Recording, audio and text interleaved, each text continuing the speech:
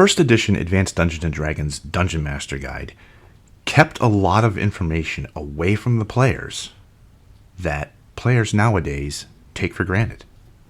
Let's talk about it.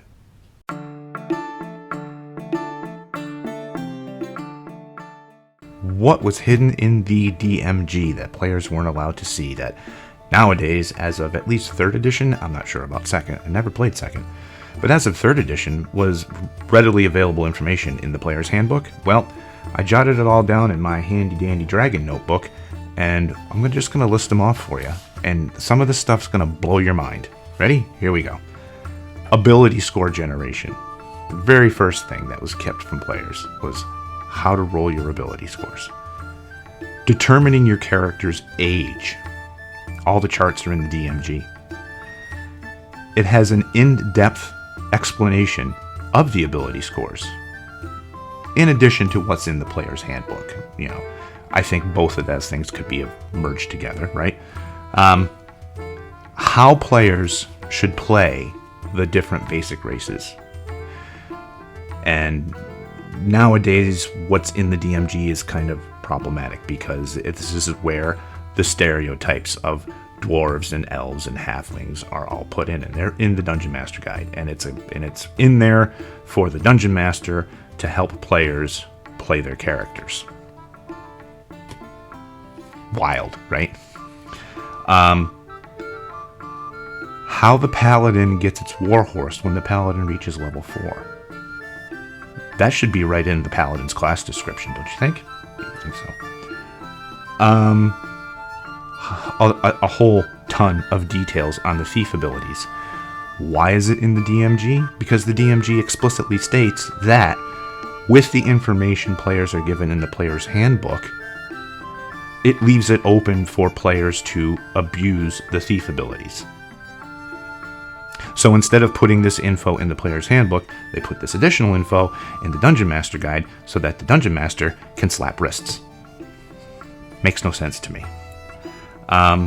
An in-depth 3 pages. Now, if you've ever seen the old school Dungeon Master Guide, we're talking 2 columns on the page, teeny tiny print.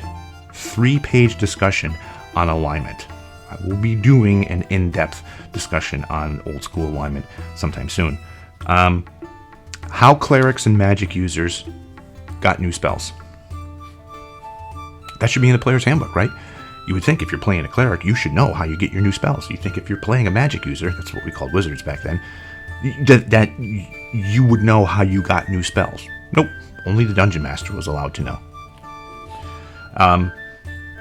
Additional details on specific spells, and we're talking pages and pages of like lists of spells in the Dungeon Master Guide that give you additional information on how specific spells worked. Put it in the player's handbook. Characters should know how their spells work so that they could make informed decisions about what they're going to do, right?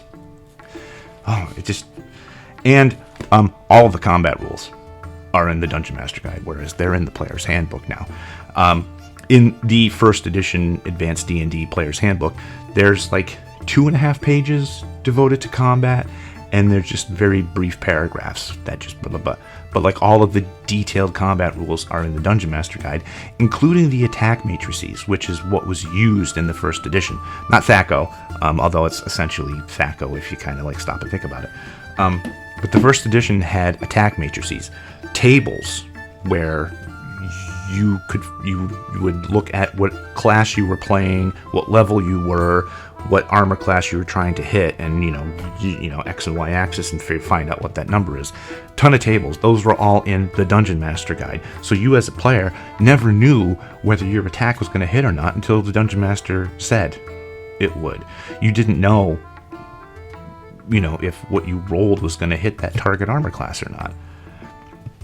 So yeah, it's pretty wild how way back then information that players have now readily available to them in the player's handbook was kept basically behind the screen, information only for the Dungeon Master to have. I think the idea behind it was to add this air of mystery for the players. Like you didn't know what was going to happen next and blah, blah, blah. But realistically, you would know how this stuff worked. You would know how your spells would work. right? You, as the player, should be allowed to play your character however you want instead of following these fantasy racial stereotypes that were listed in the Dungeon Master Guide. You, as your player, should know how your spells were gained, whether you were a cleric, a druid, or magic user, or whatever. I'm glad they changed it, because it makes more sense now, but that's how things were back then. So what do you think? Do you think this kind of information should be kept away from players? Do you think players should have this information readily available as they do now? Let me know in the comments. Thanks.